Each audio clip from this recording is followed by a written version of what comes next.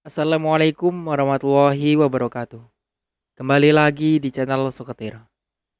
Terima kasih untuk kalian semua yang masih setia di channel ini. Semoga sehat selalu dan semoga diberi kelancaran dalam segala urusannya. Di kesempatan kali ini, saya akan melanjutkan cerita yang sebelumnya. Cerita yang berjudul Jeritan Para Pekerja Malam. Cerita ini ditulis oleh akun Twitter yang bernama Tanya Demit. Sebelum cerita ini dimulai, jangan lupa untuk like, komen, dan subscribe channel ini. Dan juga tekan lonceng notifikasinya, agar kalian semua tidak ketinggalan cerita-cerita terbaru dari kami. Tentunya tak usah berlama-lama lagi. Langsung saja, kita masuk ke ceritanya.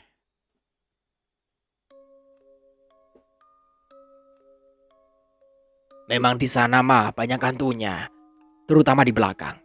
Hati-hati aja, kata pemilik warung yang ikut dalam obrolan. Kita berempat saling bertatapan, dan serentak kita menggelengkan kepala. Hal itu tentu saja membuat pemilik warung terkejut. Emang ada pabrik lain yang ada shift malam ah?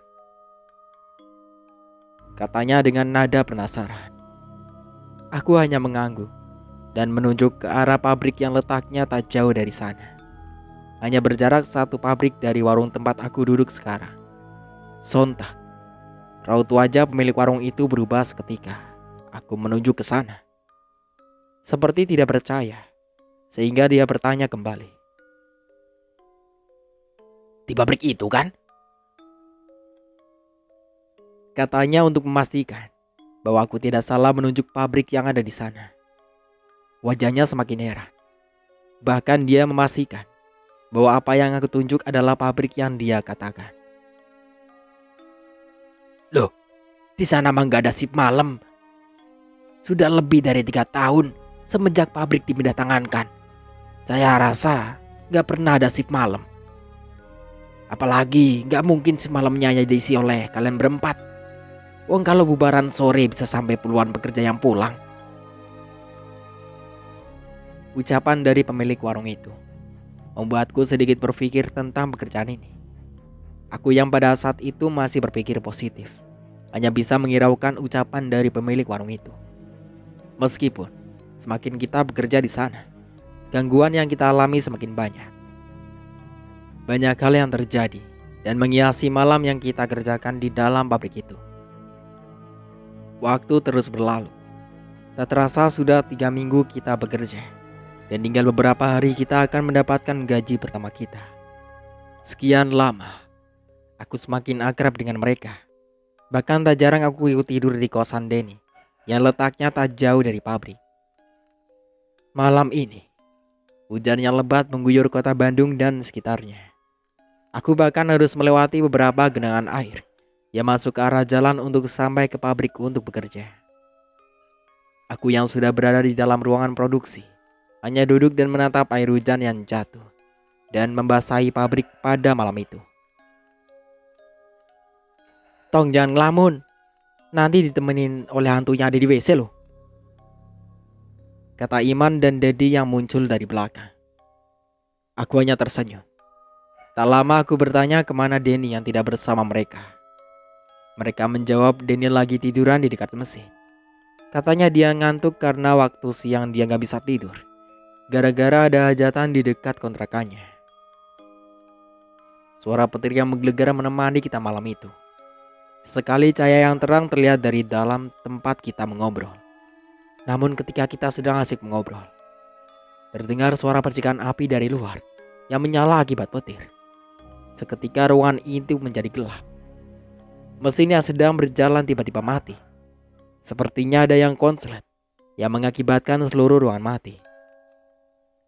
Tidak ada cahaya penerangan sama sekali.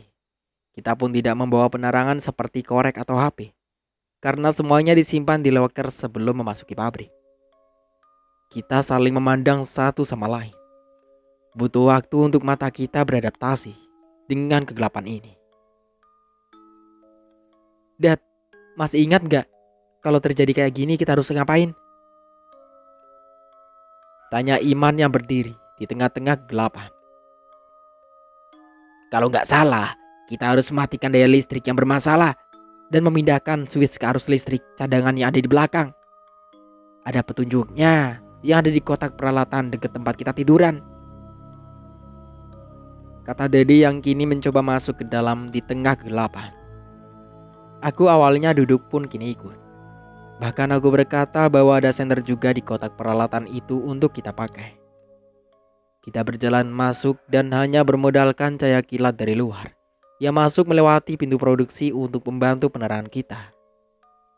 Di tengah kegelapan yang pekat, kita akhirnya sampai dan melihat Denny yang tertidur pulas di sana. Tak lama, aku dan Dadi menemukan senter itu, menyalakannya dan melihat kertas-kertas yang berisi informasi apabila terjadi kejadian seperti ini dan bagaimana kita mengatasinya. Sedangkan Iman, dia tiba-tiba terdiam. Wajahnya melotot ke arah pintu yang tembus ke arah gudang. Kilatan petir yang menyambar membuat tempat itu menyala sesaat di tengah-tengah kegelapan. Tak lama, ketika kita sudah menemukan cara untuk memperbaiki hal ini, tiba-tiba Iman langsung berlari keluar tanpa memperdulikan kita yang ada di sana. Dia berlari seperti mengejar sesuatu dalam kegelapan di malam itu, dengan tergesa-gesa di tengah-tengah petir yang menyambar. "Iman, mau kemana kamu?" Aku berteriak melihat Iman langsung berlari tanpa mendengarkan teriakanku. Namun, ketika aku melihat Iman yang tinggal beberapa langkah lagi sampai ke pintu keluar, duar! Petir kembali menyambar dengan kerasnya. Dan tak lama, aku secara samar-samar melihat sosok bayangan wanita yang sedang berdiri menatap kita. Bayangan wanita dengan kakinya yang berbentuk ular besar dan meliuk-liuk di antara kegelapan malam. Rupanya Iman berlari mengejar hal itu. Entah apa yang dia lakukan, sehingga dia tidak memperdulikan aku yang berteriak kepadanya. Dia hanya terus berlari keluar dengan tatapannya yang tajam. Meskipun bayangan itu menghilang seketika ketika Iman berlari menghampirinya. "Den, bangun!" Aku langsung membangunkan Denny yang tertidur di sana. Di tengah-tengah kegelapan malam, dan hanya satu senter saja yang menjadi penerangan bagi kita bertiga. Kita langsung bertatapan ketika melihat Iman kini menghilang dari pandangan kita semua. "Ngejar apa sih, Man?" tanya Dedi kepada aku. Aku hanya berkata bahwa dia seperti melihat sesuatu di luar. Dan itulah yang membuat Iman berlari mengejarnya di tengah-tengah kilatan cahaya petir yang menyambar di sekitar pabrik. "Den, temenin si Dedi buat benerin listrik biar nyala lagi. Saya nyari dulu si Iman." Entah mengapa, aku langsung berlari mengejar Iman pada saat itu. Denny yang setengah sadar hanya terdiam memandangiku yang pergi keluar di tengah hujan petir yang menggelegar di sana. "Sebenarnya ada apa sih? Kenapa sampai panik gitu?" tanya Denny sambil terkantuk-kantuk. Dadi dan Denny yang kebingungan akhirnya langsung mengikutiku yang berlari keluar. Iman yang keluar terlebih dahulu kini menghilang begitu saja dan tidak ada jejaknya sama sekali. "Bagaimana ini jadinya?" tanya Dadi yang mengikutiku dari belakang. "Mau nyari Iman nyalain listrik," kata Denny yang kini sudah sadar sepenuhnya langsung berkata. "Udah benerin dulu listrik. Si Iman mah udah biasa keluyuran. Biarin aja. Daripada nanti kena omel gara-gara mesin produksi gak jalan. Ini udah tahu mati. Tapi security kenapa gak nyamperin ke sini? Aneh," kata Denny yang langsung mengambil senter dan kertas yang dibawa Dadi. "Tapi ini hujan, terus aja," jawab Dedi dengan sedikit ragu. "Aku terobos dah, wong cuman hujan." Denny langsung mengajakku. Dia memasukkan kertas yang berisi informasi ketika ada hal seperti ini ke dalam bajunya dengan senter yang dia bawa. Power plant pabrik tempat kita bekerja. Bangunannya berdiri sendiri di belakang produksi dan gudang. Sehingga mau tidak mau kita bertiga harus melewati hujan yang lumayan deras untuk sampai ke sana. Malam yang dingin, ditambah hujan dan semilir angin yang kencang, membuat kita benar-benar kedinginan.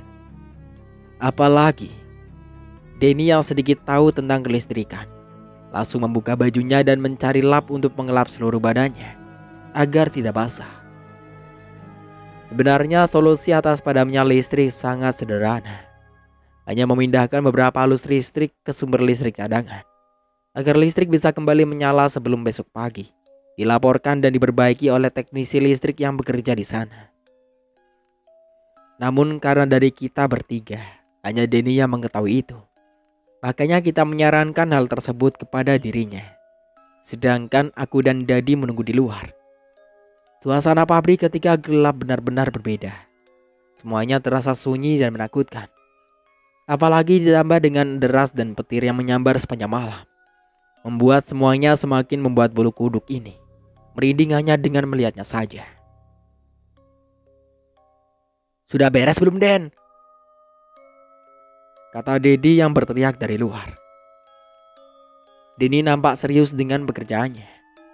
Tak lama dia pun menarik tuas yang ada di dalam sana. Dan seketika semua lampu yang awalnya mati kini menyala kembali.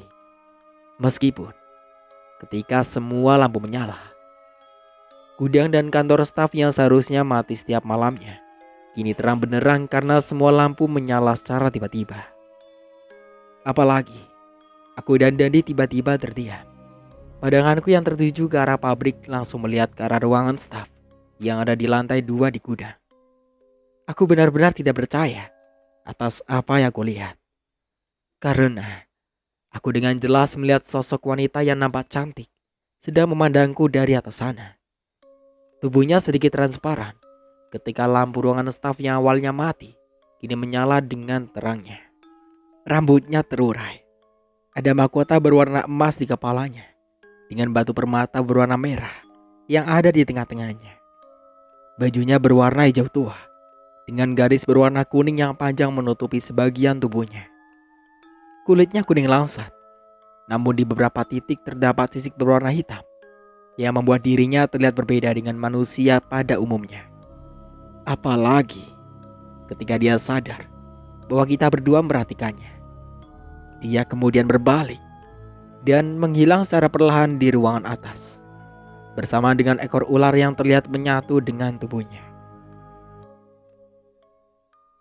"Dik, itu apa?" Tubuh Dadi bergetar hebat. Begitupun juga bagiku. Karena baru kali ini aku melihat sesuatu di pabrik sejelas itu. Biasanya hanya bayangan atau gangguan berupa suara atau benda yang bergerak secara tiba-tiba. Dan pada saat yang bersamaan, aku kembali dikejutkan oleh sebuah suara teriakan yang membuat aku langsung malingkan wajahku ke arah temanku. Karena selepas aku melihat penampakan itu, tiba-tiba Iman berteriak dengan kencang di sana sambil memukul-mukul 3 tunas pohon pisang yang ada di sana. "Kamu bukan makhluk sini!" teriak Iman sembari mencoba mencabut pohon pisang yang dalam peraturan pabrik tidak boleh diganggu oleh siapapun. Woi, itu Iman kenapa?" Aku berteriak sembari menunjuk Iman yang sedang berusaha mencabut pohon pisang itu. Denny yang baru keluar dari ruangan langsung kaget setelah aku berteriak. Seketika aku dan Dadi langsung lupa apa yang sudah kita lihat. Karena aku panik melihat Iman yang marah dan berusaha mencabut tunas pohon pisang itu di tengah hujan. Pohon pisang itu sebenarnya sangat dilarang untuk diusik oleh karyawan. Saking terlarangnya masuk dalam peraturan perusahaan. Namun tidak dengan Iman. Dia seperti tidak peduli dengan peraturan tersebut. Dia hanya ingin mencabut pohon pisang itu dengan sekuat tenaga di bawah hujan deras yang membasahi pabrik malam itu. "Iman!" Aku berteriak kepada Iman dengan sekuat tenaga sambil berlari. Begitu pula dengan Dadi dan Denny. Namun tiba-tiba, brak! Tangan Iman tiba-tiba melayang ke arahku. Dia seperti menghalangiku untuk menghentikannya. Kulihat mata Iman dengan sekilas. Dia seperti bukan Iman yang aku kenal. Mata yang tiba-tiba berubah merah dengan urat-urat kecil dari mata tersebut. Raut mukanya terlihat marah dengan nafas yang berat, serta tangannya mencakar-cakar pohon itu, sambil berusaha mencabutnya di tengah hujan. "Man, kamu kenapa, Man?" tanya Dedi kepada Iman dengan nada emosi setelah menolongku yang terjatuh ke tanah. Namun, Iman hanya menjawab, "Diam kamu!" sambil menunjuk ke arah Dedi dengan nada bicara yang berat. "Saya tahu maksud dari pabrik ini. Tuh lihat, itu tempat bukan buat manusia, tapi buat bangsa kita." Iman langsung menunjuk ke arah bangunan kecil yang ada di dekat gudang. Aku tidak tahu siapa yang masuk ke dalam tubuh Iman. Aku juga tidak tahu kenapa Iman seperti ini. Semakin lama dia bekerja di pabrik ini, dia seringkali termenung dan melihat ke gudang yang gelap. Hingga akhirnya dia menjadi seperti ini. Dia kembali berbalik, memukul-mukul tunas pisang itu di tengah-tengah hujan. Bahkan dia menendang-nendang pohon pisang itu agar tercabut dari tanah. Tunas pohon pisang yang seharusnya gampang untuk dicabut, kini terlihat sangat susah untuk dia angkat. Seperti ada sesuatu yang menahannya, sehingga membuat dia kesusahan. Di tengah-tengah kekacauan itulah, tiba-tiba aku kembali mendengar suara keras dari arah ruangan kecil dekat gudang. Apalagi, aku merasakan hawa yang tidak enak di tengah dinginnya hujan. Hawa yang benar-benar menusuk kulit, dengan sebuah tekanan yang membuat tubuhku berat dan membuatku mual sehingga ingin muntah. Apa yang kurasakan semakin berat ketika Iman secara perlahan-lahan berhasil mencabut 3 tunas itu dengan tubuhnya. Dan pada saat yang bersamaan, tiba-tiba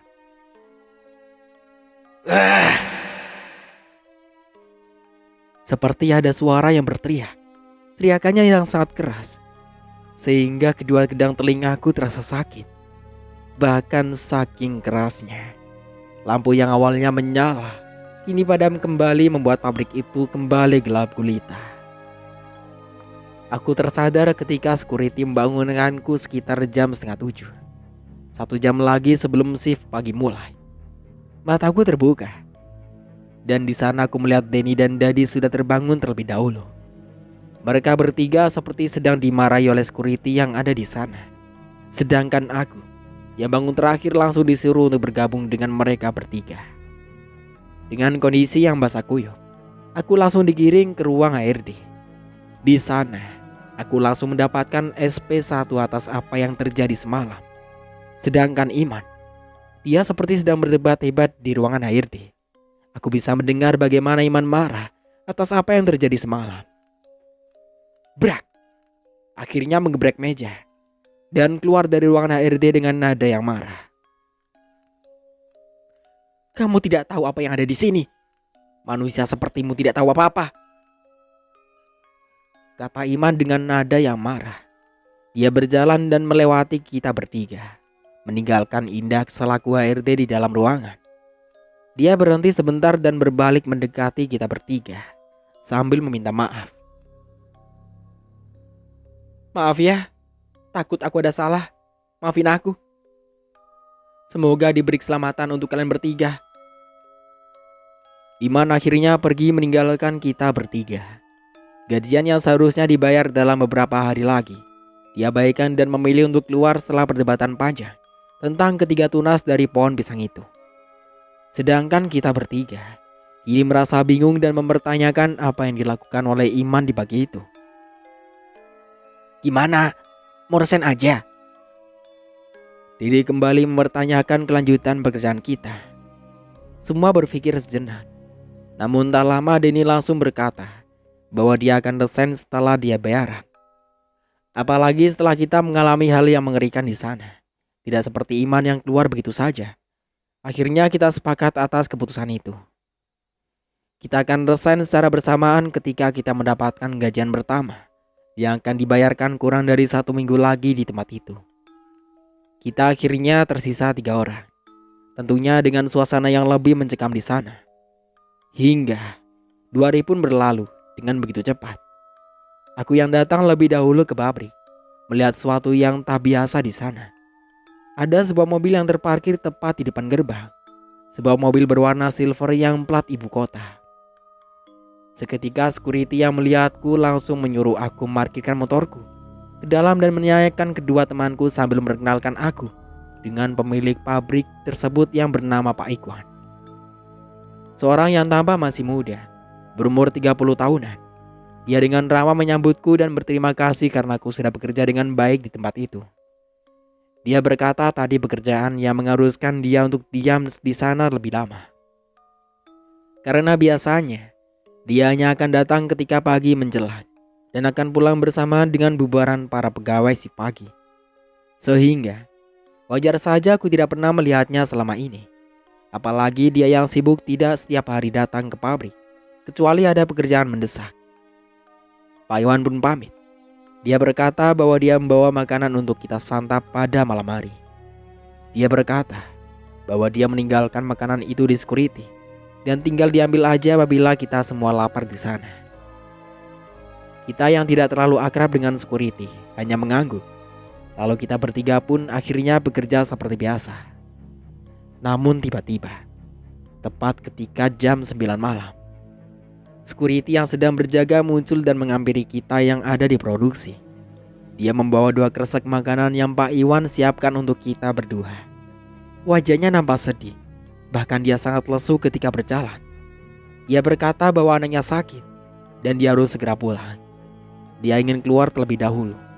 Namun dia memohon untuk tidak memberitahu HRD atas apa yang terjadi pada malam ini.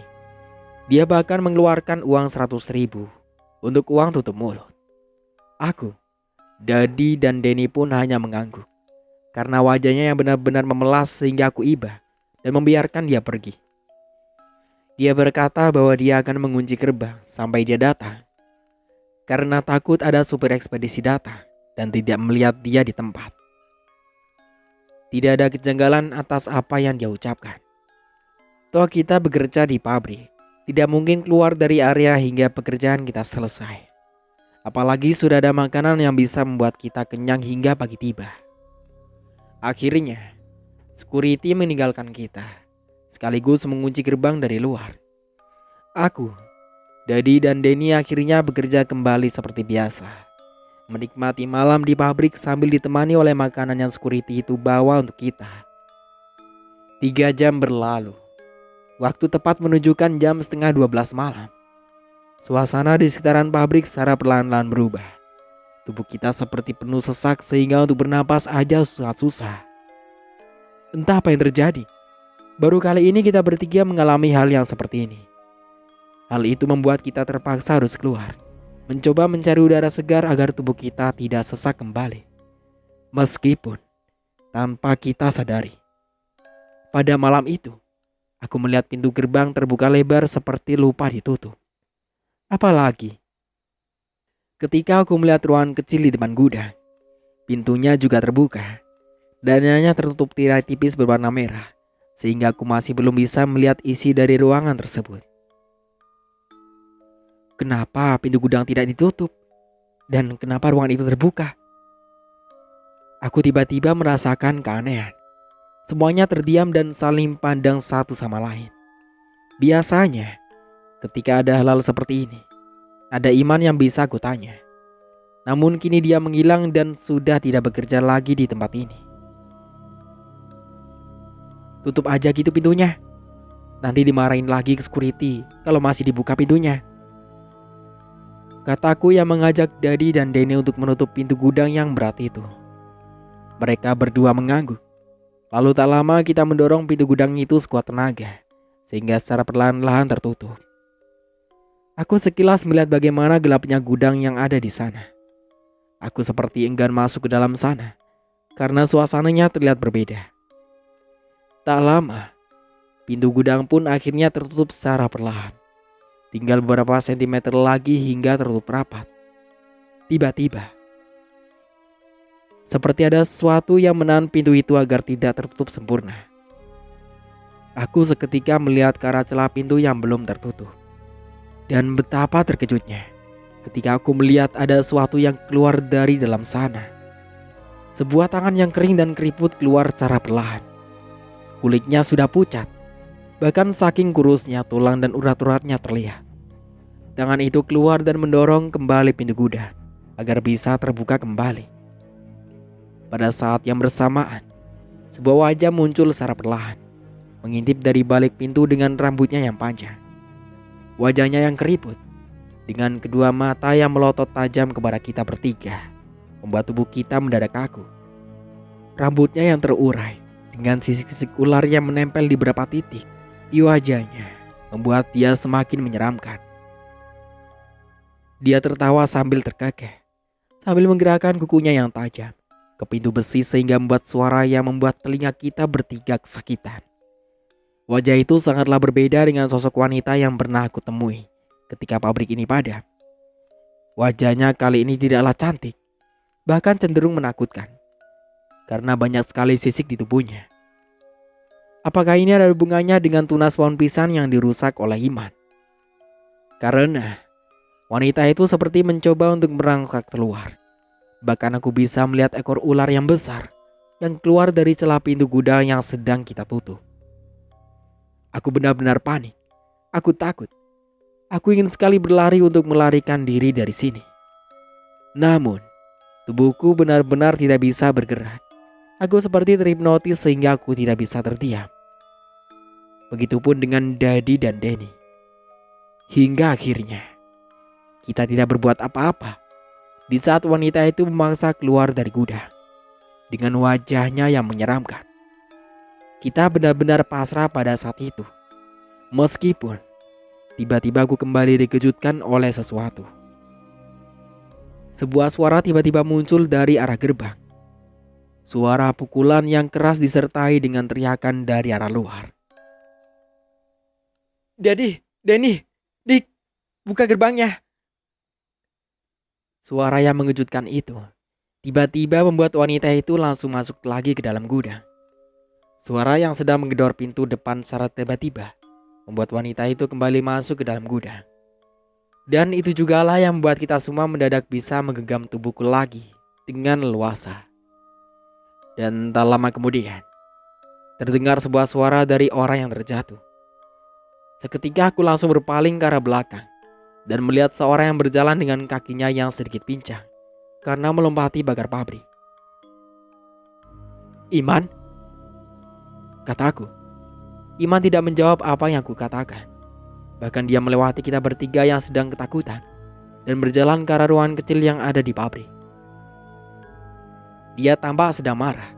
Bahkan dia langsung berjalan ke dalam ruangan kecil itu dan membuka tirainya secara kasar. Sontak, aku, Dadi dan Denny langsung mengikutinya dari belakang. Meskipun ketika aku mendekat, tiba-tiba, brak! Sebuah mangkuk berisi darah ayam dilemparkannya keluar. Tangannya langsung terciprat darah segar dan membuat bajunya kotor. Dia juga bahkan menendang dan melemparkan segala hal yang ada di dalam sana. Dupa, kemenyan, bahkan sajen yang nampak masih baru terlihat dilempar oleh Iman keluar ruangan. Setelah dari ruangan, dia langsung mendekati kita bertiga dengan nada yang marah. Rupanya, ruangan kecil itu adalah sebuah ruangan ritual. Banyak sekali sesajen, patung-patung ular, juga benda-benda pusaka serta bau busuk bangkai yang sengaja disimpan begitu saja di sana. Aku, Dadi dan Denny benar-benar terkejut ketika melihat isi dari ruangan itu. Sebenarnya apa yang sedang terjadi pada malam ini?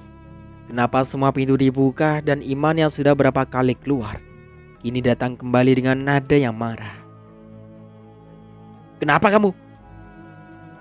kata Denny yang mencoba mencari tahu atas apa yang terjadi. Iman tidak menjawab. Bahkan dia malah menyuruh kita untuk segera keluar dari pabrik ini dengan segera. "Pulang kalian bertiga." Aku yang kebingungan langsung kembali bertanya, seperti yang Denny tanyakan. "Kenapa kamu, Man?" Namun nada Iman semakin meninggi. Bahkan dia tidak mempedulikan pertanyaan yang dilontarkan. "Pulang sekarang. Kalau tidak salah satu dari kalian akan mati di malam ini." Aku berusaha memutar otak. Dan tanpa menunggu jawaban dariku, dia langsung kembali berjalan ke pintu gudang dan menutup pintu itu kembali sendirian. Meskipun terdengar dengan jelas suara desis ular ditambah dengan benda-benda yang dilempar dengan kuat dari arah gudang. Apalagi ketika aku baru sadar akan ucapan Iman, tiba-tiba "Tonga ganggu tumbal aing." Suara wanita yang berteriak terdengar hingga keluar. Hal itu seketika membuat kita bertiga sadar dan segera mendekati Iman yang berusaha menutup pintu gudang. Benar saja, tepat ketika pintu gudang itu tertutup rapat, pintu gudang itu tiba-tiba bergetar, seperti ada yang berusaha untuk mendobrak pintu gudang itu dari dalam. Saking kerasnya, bahkan engsel atas pintu gudang itu sampai terlepas dengan sendirinya. "Ayo berangkat dari sini. Aku harus keluar dari pabrik ini malam ini sekarang," kata Iman sembari berlari. "Tapi gimana keluarnya? Gerbang terkunci dari luar." "Naik ke tembok," kata Iman sambil menunjuk ke tembok tinggi yang mengelilingi pabrik. Sontak, hal itu membuat kita kebingungan. Apakah kita mungkin bisa melakukannya? "Kalian tinggal milih, mau mati di sini atau selamat. Soalnya..." Brak! Suara itu terdengar kembali. Bahkan kini pintu gudang nampak sedikit terbuka atas suara-suara keras yang terdengar hingga keluar. Akhirnya, dengan segala cara, kita berusaha untuk naik ke tembok yang mengelilingi pabrik. Bahkan kita memindahkan motor yang terparkir untuk bisa naik ke atas tembok pada saat itu. Seperti layaknya Iman yang harus memanjat pohon palem di luar pabrik agar bisa masuk ke dalam. Jujur, aku mendapatkan luka serius ketika naik dan melompat dari atas tembok. Bahkan hingga saat ini lukanya masih membekas di kaki akibat melompat keluar pabrik dari temboknya yang menjulang tinggi dan mendarah di jalan beton yang di depan pabrik dengan keras. Kejadian itu begitu cepat. Bahkan ketika selesai melompat keluar, kita masih melihat bagaimana sosok wanita itu muncul dan melempar apapun yang ada di dalam sana. Bahkan, dia seperti menyeret motor kita yang terparkir di sana dan melemparkannya ke arah gerbang. Hal itu tentu saja membuat kita ketakutan. Bagaimana tidak? Aku bisa dengan jelas melihat mata merah yang menyala di balik gerbang sambil memukul-mukul gerbang seperti mengejar kita. Bahkan saking takutnya, aku seperti ingin berlari dari sana. Meskipun sudah, sekarang mah kita aman, kata Iman sambil duduk dan memandangi gerbang pabrik yang tertutup rapat. "Yang pasti kita tunggu sampai pagi. Ambil motor dan gaji kalian, terus jangan kembali lagi." Setengah jam setelah kejadian itu, pabrik tiba-tiba kembali menjadi hening. Bahkan lampu yang menyala di dalam sana tiba-tiba mati dengan sendirinya. Suara-suara gaduh pun tiba-tiba menghilang. Aku, Dani, dan Iman hanya duduk dan memandangi pabrik itu dari luar.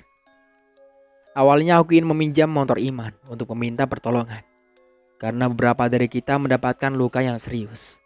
Namun Iman menahannya, dan dia berkata bahwa kita harus tahu apa yang terjadi selanjutnya. Benar saja, 2 jam berlalu, tepat jam 2 pagi. Tiba-tiba sebuah motor muncul, dan terlihat di sana security datang kembali ke arah pabrik. Seperti ada yang memberitahunya atas apa yang terjadi kepada kita di dalam sana. Dia datang dengan tergesa-gesa, memarkirkan motornya di depan gerbang, dan langsung berusaha membuka gembok gerbang depan. Meskipun tak lama dia sadar bahwa kita semua berada di seberang jalan, melihat dirinya yang panik itu. Seketika dia mendekat, tanpa ada alasan apapun. Tiba-tiba dia marah dan berteriak kepada kita semua. "Kenapa kalian keluar? Bukannya kalian ada di dalam pabrik?" Iman langsung berdiri dan menjawab dengan pelan ucapan dari security itu. "Kenapa? Bapak kaget dan marah. Kita gagal jadi tumbal." Security itu langsung terdiam. Mulutnya langsung kikuk setelah mendengar itu dari Iman. "Tumbal dari mana? Kalian semua seharusnya masih kerja jam segini. Security itu langsung belokkan arah pembicaraan. Namun, Iman kembali menjawab. Sudah Pak, semuanya sudah tahu. Kalau tidak percaya, silahkan buka gerbangnya. Lalu Bapak masuk ke pabrik. Tapi, prosesnya masih jalan Pak. Sekalian saja Bapak masuk sekarang. Paling Bapak yang ditumbalkan sekarang, kata Iman yang sambil mempersilahkan security itu masuk gerbang. Seperti mendapatkan perlawanan dari Iman. Tiba-tiba security itu emosi bahkan mengajak Iman berkelahi. Namun, ketika Iman mengajak dia untuk masuk kembali ke dalam pabrik, dia menolaknya dengan keras. Seperti dia sendiri tahu apa yang sebenarnya terjadi di dalam sana. Aku tahu Pak, apa yang sedang terjadi. Aku datang ke sini karena aku tidak mau 3 temanku ini ditumbalkan. Bapak juga sekarang kembali karena ada laporan kan? Laporan dari orang yang ritualnya gagal pada malam ini, kata Iman dengan nada yang serius. Benar saja, pagi pun tiba. Security yang tahu akan kejadian yang sebenarnya baru bisa membuka gerbang ketika pagi tiba. Dia melihat kondisi pabrik kini berantakan, seperti ada yang marah dan mengacak-ngacak isi pabrik. Security itu langsung memerintahkan kita mengambil motor dan mengusir kita semua untuk pulang dengan nada yang marah. Wajahnya benar-benar panik. Dia seperti tidak percaya bahwa malam ini kita semua selamat dari teror yang ada di dalam pabrik. 3 tahun kemudian, kita semua dipanggil lagi, termasuk Iman yang sudah keluar pada waktu itu oleh ARD. Kita akhirnya datang dan langsung menghadap kepadanya. Di sana aku tidak bertemu dengan security yang aku temui pada saat itu. Entah dia keluar atau tidak masuk di hari tersebut. Yang pasti, ketika kita datang, aku juga tidak melihat mobil Pak Iwan yang merupakan pemilik pabrik. Ada desas-desus Pak Iwan keluar kota selama beberapa hari sehingga dia tidak masuk semenjak kejadian itu. Kita akhirnya masuk ke ruangan ARD. Tanpa ada obrolan yang panjang, dia langsung menyodorkan sebuah surat yang ada di dalam amplop. ARD itu hanya berkata bahwa ini adalah surat dari Pak Iwan. Dia juga menyodorkan amplop uang yang merupakan gaji kita semua. Rupanya, itu adalah sebuah surat yang harus kita tangani. Sebuah surat yang berisi bahwa kita tidak boleh menceritakan hal itu kepada siapapun. Kita juga mendapatkan bayaran lebih untuk menutup mulut atas apa yang terjadi pada malam itu. Kita memandangi surat itu dan memasukkannya kembali ke dalam amplop. Setelah itu ARD menyodorkan surat lagi, yaitu surat pengunduran diri beserta paklarinya, yang harus kita tanda tangani kembali pada saat itu. Tanpa berpikir panjang, akhirnya kita sepakat untuk menandatangani surat resign tersebut, sehingga kita secara resmi keluar dari sana. Aku sendiri awalnya tidak berani mengangkut cerita ini ke dalam cerita. Namun, karena katanya pabrik itu sudah bangkrut akibat pandemi, jadi aku bisa menceritakannya kembali di sini atas apa yang terjadi pada saat itu. Aku sempat bertanya kepada Iman, kenapa dia sampai kembali dan menyelamatkan kita semua. Iman hanya menjawab, dia hanya ingin menyelamatkan satu nyawa, apalagi orang tuanya mendorong dirinya kembali. Setelah dia bercerita tentang pabrik itu 1 hari setelah dia keluar, aku juga mendapatkan desas-desus tentang apa yang terjadi selanjutnya setelah kejadian itu. Tepat ketika salah satu dari kita akan ditumbalkan pada malam tersebut dan akhirnya gagal. Secara kebetulan, kedua orang tua pemilik pabrik mendadak tak sadarkan diri pada malam itu. Hal itu membuat dia langsung menelpon security. Meskipun di pagi harinya, akhirnya kedua orang tuanya meregang nyawa. Ketika tumbal tersebut gagal, biasanya mereka seringkali mencari orang-orang terdekat atau dirinya sendiri untuk ditumbalkan. Begitu juga dengan Pak Iwan. Ketika gagal menumbalkan salah satu dari kita, mau tidak mau keluarga mereka jadi korban secara mendadak. Tempat-tempat seperti mesin pemintalan benang, WC yang tidak boleh ditutup, dan mesin potong kain, itu adalah tempat-tempat korban yang ditumbalkan di tahun-tahun sebelumnya, sehingga jiwanya masih ada di sana dan terus menghantui para karyawan yang bekerja di sana. Mereka sengaja ditumbalkan oleh sosok wanita berbentuk ular yang kita temui di dalam pabrik. Mereka dibuat seakan-akan terjadi kecelakaan kerja, sehingga membuat orang lain tidak curiga atas apa yang terjadi di dalam sana ketika penumbalan itu dijalankan. Awalnya, shift malam pun tidak ada. Yang ada adalah tawaran lemburan malam kepada para karyawan. Namun, setiap ada lemburan itu, pasti ada korban, sehingga para karyawan tidak berminat kembali di tahun berikutnya. Alhasil, ART harus mencari orang agar bisa bekerja malam. Maka dari itu, pemilik warung tidak tahu ada shift malam di pabrik tersebut. Karena shift malam ini baru ada sekarang, yang sengaja dibuat sebagai kedok sebagai pemberian tumbal dengan dalih kecelakaan kerja nantinya. Aku, Dadi, Denny dan Iman akhirnya berpisah ketika selesai bekerja di sana. Dan beberapa tahun kemudian, kita sering berkumpul lagi ketika kita sudah berkeluarga. Seperti hari ini, di mana kita kembali dan menceritakan kisah ini. Semoga ini menjadi pembelajaran bagi kalian dimanapun kalian bekerja.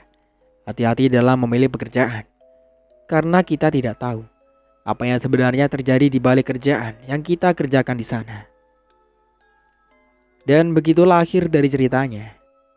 Sampai jumpa kembali di cerita baru berikutnya. Saya Mang Dayun pamit undur diri. Kurang lebihnya mohon maaf. Wassalamualaikum warahmatullahi wabarakatuh.